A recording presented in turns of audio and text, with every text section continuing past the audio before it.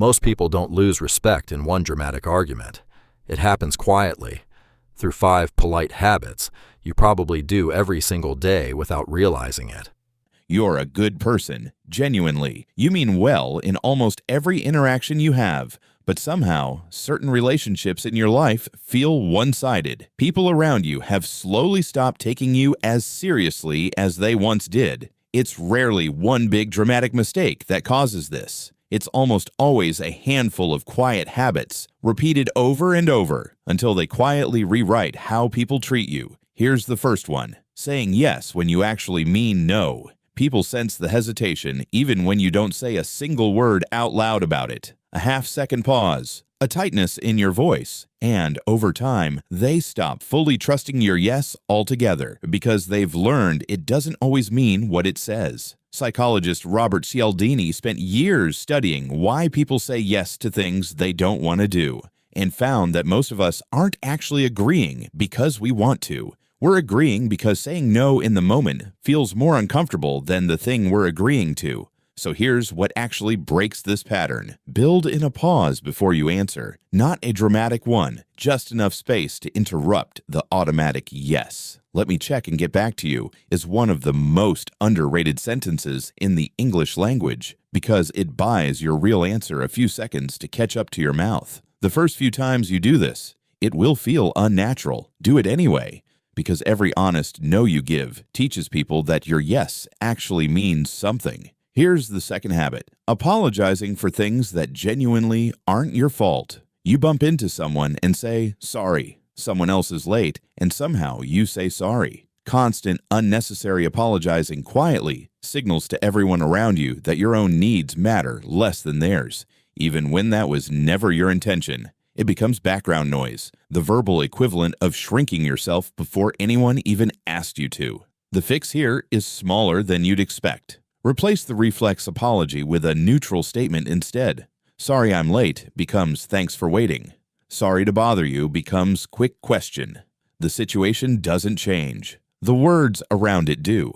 And the words around it are exactly what teach people whether to see you as someone who takes up space or someone who apologizes for existing in it. Here's the third habit: explaining yourself when literally no one asked you to. Over-justifying small, simple decisions makes you appear unsure of yourself, even in situations where your reasoning was completely solid to begin with. You say no to an invitation and then spend the next 4 sentences defending a decision nobody questioned. Researcher and author Nathaniel Branden, who spent decades studying self-esteem, described this exact pattern as a symptom of needing external permission for decisions that were already yours to make. The fix is almost uncomfortably simple. State the decision and stop talking.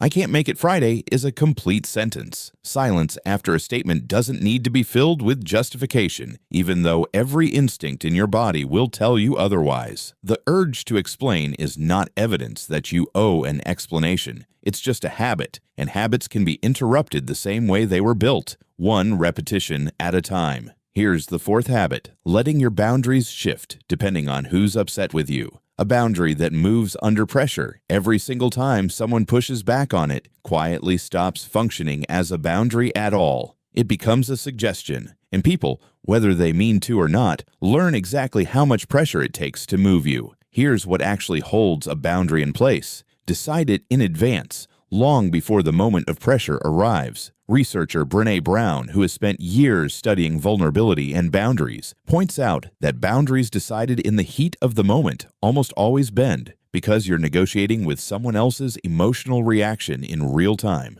But a boundary decided in a calm, quiet moment, days or even weeks before you need it, doesn't have to be invented under pressure. It just has to be remembered. And here's the fifth habit: complaining about the same problem repeatedly without ever changing it. People eventually start tuning it out, not because they don't care about you, but because repetition without any real action starts to read as inaction. Even if that's unfair, the 10th time you mention the same frustration, people stop hearing a problem.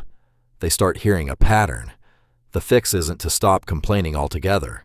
It's to pair every complaint with one small next action, even a tiny one.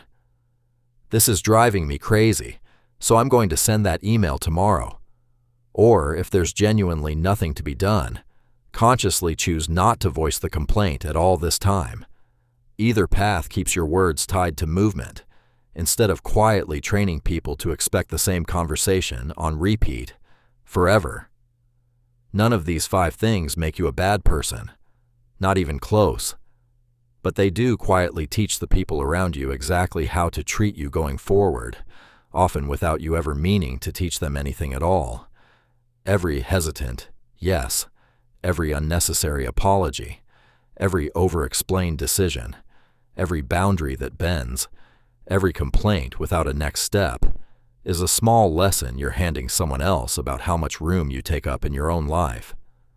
The good news is that lessons can be retaught, not all at once, and not perfectly. But one paused yes, one neutral sentence instead of an apology, one boundary held in a moment it would have been easier to bend, and the lesson starts to change. Slowly, the people around you stop learning that you're negotiable and start learning that you're not. Which one of these 5 are you actively working on right now? Comment below. I'll be reading through all of them. Like and subscribe the video for more content like this.